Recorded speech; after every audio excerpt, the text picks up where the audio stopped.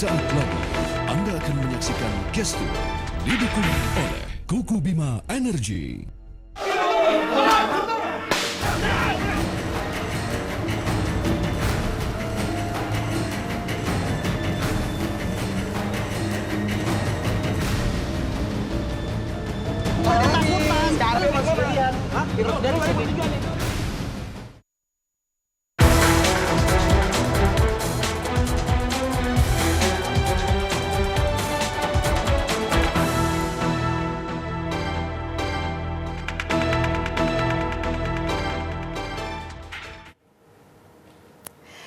Selamat malam pemirsa, kejahatan begal ternyata masih menghantui. Namun polisi tak tinggal diam, mereka terus berupaya untuk memburu para pelaku begal.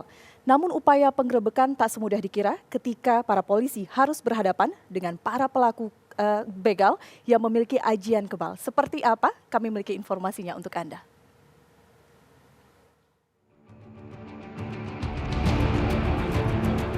Alkisah, sang begal bengal yang punya ajian kebal, peluru tak mempan menembus, senjata tajam tak mampu menebas. Berbekal kebal, sang begal semakin pede beraksi, memperdaya korban hingga tak berkutik lagi. Perburuan tim Buser Polsek Serpong Tangerang awal Maret lalu mengejar dua begal kebal berlangsung sengit. Entis Sutrisna dan Dede Suhendi dikejar hingga ke pelosok hutan. Peluru memantul dari tubuhnya. Namun pada kesaktian daun kelor, mereka menyerah. Di Depok, Jawa Barat, tim Polsek Sukmajaya berhasil menangkap begal kebal lainnya yang masih berstatus pelajar. Ia menanam susu kebal dalam tubuhnya hingga tak bisa dilukai. Saat dikejar, sang begal tak gentar, meski akhirnya berhasil dilumpuhkan. Di balik cerita tragis begal yang dibakar massa pada 24 Februari lalu, tersimpan kisah kebal lainnya. Konon masa kesal lantaran sang begal tak bisa dilumpuhkan. Berkali-kali dihantam pukulan hingga dilintas kendaraan, sang begal tetap bertahan. Ia menyerah pada panasnya api. Fenomena begal kebal memang bukan perkara klinik semata. Suka tak suka, manusia kebal memang nyata adanya. Pemberantasan kejahatan mendapat tantangan. Mampukah penegak hukum menjawabnya?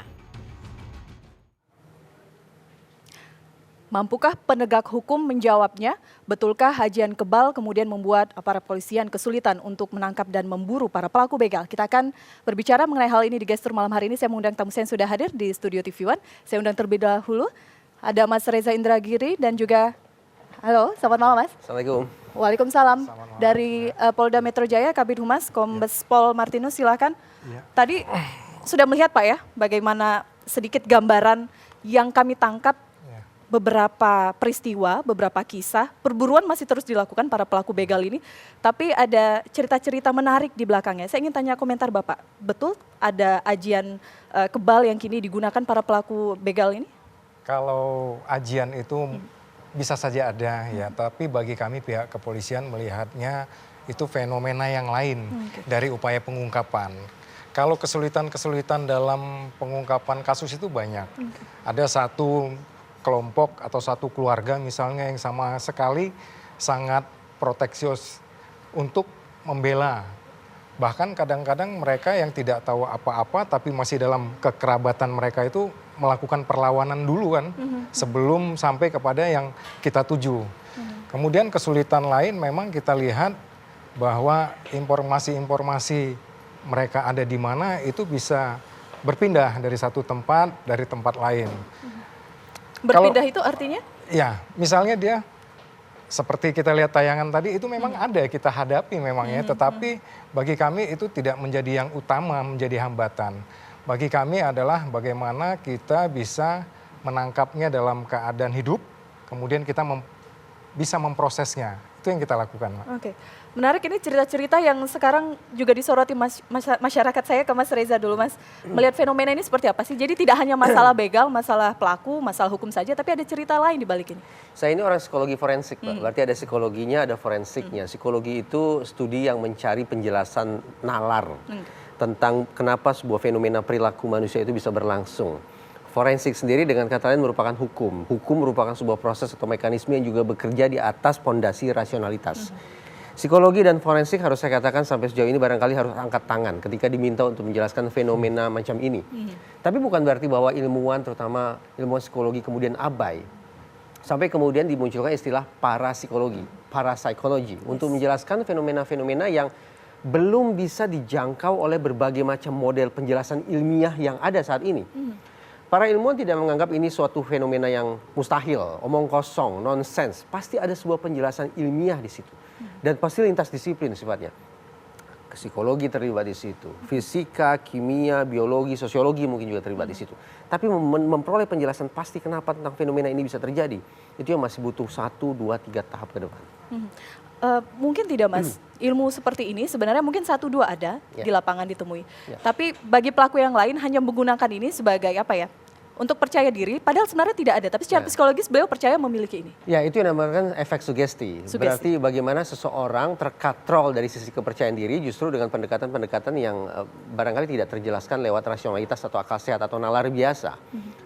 Bagaimana kemudian kita lihat seorang atlet dalam kondisi sudah sedemikian kritis tertinggal di belakang, tapi mendengar 1, 2 teriakan dari pelatih bisa saja kemudian melejit ke depan, itu kan sebetulnya pengaruh sugesti. Kita tidak melulu harus kaitkan fenomena macam ini dengan hal-hal yang gaib atau mistik. Jinkah itu, setankah, sihirkah itu, walaupun itu juga merupakan unsur-unsur yang ada ya dalam masyarakat atau budaya kita. Tetapi sekali lagi saya yakin ada sebuah penjelasan rasionalitas di balik fenomena macam ini. Mbak Elvira sendiri yang sudah katakan, barangkali ada pengaruh sugesti di situ, masuk akal. Oke, saya ke Pak Martinus lagi. Selama bertugas Pak di polisian, kita cari ini lebih luas Pak ya kasusnya, tidak hanya begal. Pernah tidak menemukan praktek-praktek seperti ini Pak? Ya, memang kita dalam praktek itu, apa yang saya alami maupun apa yang saya dengar ya, kita memang beberapa kesulitan yang kita hadapi, misalnya dia kebal, kemudian kita mau melumpuhkan, itu misalnya peluru itu kita oleskan dulu dengan tanah, dari tanah kembali ke tanah seperti itu ya, kemudian kita menggunakan daun-daun ya, praktek-praktek itu sebenarnya kita tidak utamakan begitu ya, kita mau mencari pelaku dengan berbagai informasi, dengan berbagai alat bukti, dengan scientific crime investigasi. Kalau misalnya kita mendapatkan informasi itu kebal, kita juga uji gitu, uji bahwa benar nggak dia ini kebal ya, ya dengan kerabatnya kita cari, kemudian kita periksa, kalau memang dia kebal, berarti ada satu upaya-upaya kita yang memang seperti tadi, kalau memang dia harus kebal, ya dari tanah kembali ke tanah. Kita seperti itu menyampaikan. Tapi itu tidak terlalu kami utamakan seperti itu. Baik. Untuk memberikan gambaran lebih jelas Pak kepada pemirsa TV One malam hari ini, kami nanti akan menayangkan bagaimana upaya penggerebekan yang dilakukan oleh tim kepolisian di salah satu kota di Sumatera pemirsa. Dan ini juga memberikan gambaran menjadi bukti bagaimana para pelaku begal ini memiliki ajian kebal ataupun dalam kasus ini bisa menghilang. Seperti apa? Kami akan sampaikan videonya sesaat lagi, tetap bersama kami.